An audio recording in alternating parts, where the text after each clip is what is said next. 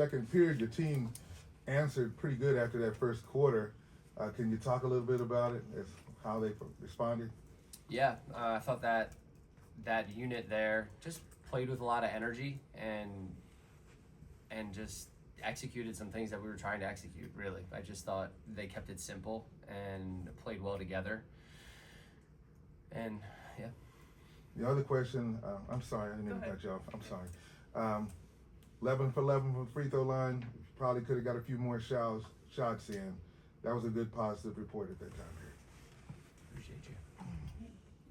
Hi, this question's for Coach. I was just wondering how have you and the team worked to overcome some of the size disparity in the court this season?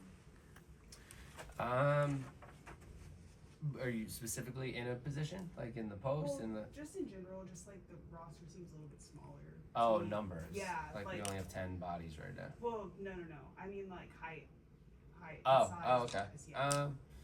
No, I mean, I think we have good size at the wings, and then in the post, maybe we're a little undersized, but, I think we are exploring playing different types of ways, and, we rebounded the ball relatively well tonight. I didn't think we were very good tonight from the get-go. Like, our starts for the first and the third weren't very good. We weren't ready to play. Our coverages weren't good. Our flow wasn't good. We shot under 50% from the paint. We haven't been able to put the ball in, around. And then they exposed us more than anyone has for not having a point guard these past 3 games, right? That was very evident tonight. We turned it over. They had all sorts of points off turnovers. So they disrupted us a ton, and it was really tough to get organization out there. My question's for Luisa. Before the season, fans didn't really get to know you as well because you weren't with the team. So I'm curious, what do you think your ceiling is in the WNBA? I think just being here, helping the team, and playing my game, to be honest. Doing what the team needs, playing hard defense. I think this is like my key right now. And then offense flows when defense is great. So. And then for Coach, Luisa, just what do you see from her tonight, and what does she bring to this team? Yeah, just one, a consistent energy and effort, and then two, just a smart piece that is a connector on both sides of the floor. Like, communicates and understands schemes defensively, is there early, executes, is able to execute multiple coverages, can guard.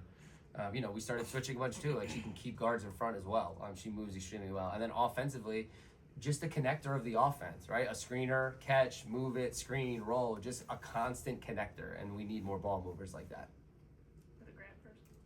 For both players, just what were some of your main takeaways from tonight's game, and what are some areas you can look to improve before Sunday's game? Just our start. We have to have a better start. You got to be locked in from the beginning because it gives confidence to teams when they get, easy buckets. But I think overall it's just a lot of stuff that we can control and we can fix, and it's just the details. So we're gonna watch film and get ready for a tough game on Sunday with Minnesota. We competed with them the whole way, so I feel like we can just lock in and do our job.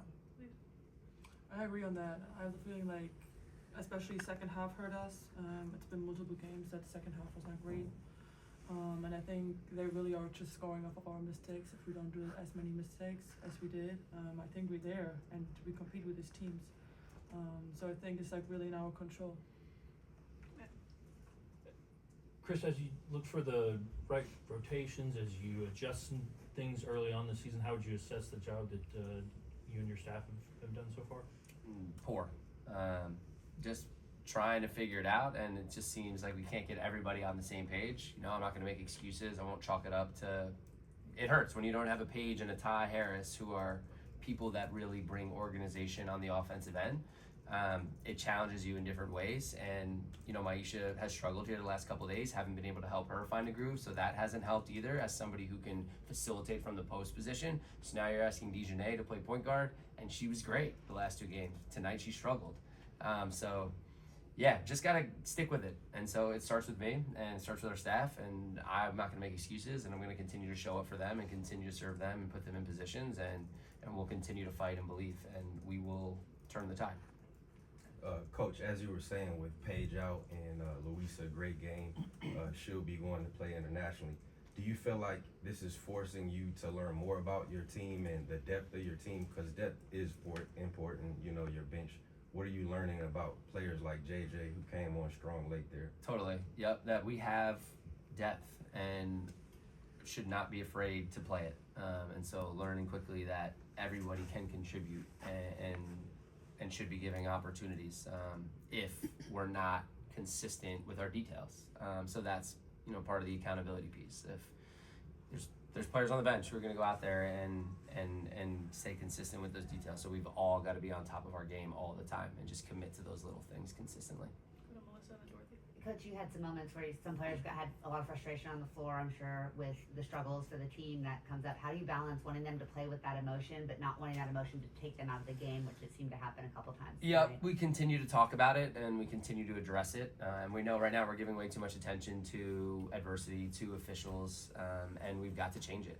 And so we'll continue to bring attention to it and challenge our group to play more poised and more positive and snap back in, because one possession turns to two, turns to three, and all of a sudden that's the run, and now there's separation. And so we're continuing to work together as a unit and just figuring out ways to shift our mindset.